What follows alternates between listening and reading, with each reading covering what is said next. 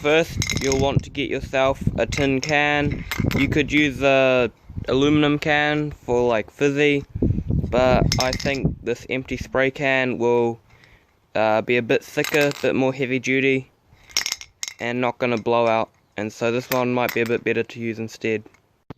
So now that I've got my piece of metal all flattened out, I'm going to take my head and make it so all the holes are covered and clamp it down to a piece of wood. Once you've done that, take your drill and drill out all the holes to make sure that all the bolts will line up.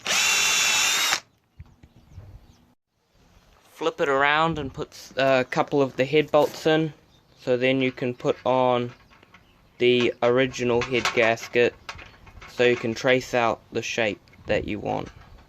Flip it around the other way with the head there, a few bolts going through the tin, and then you can put your old head gasket on top so you can trace out the right shape.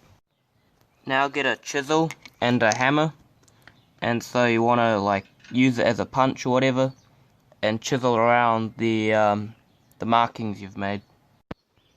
There you go. Have that all finished up.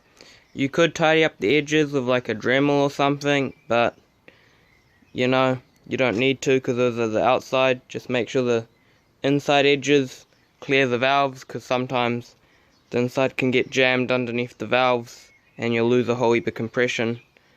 But if you trim that back enough, it works pretty good.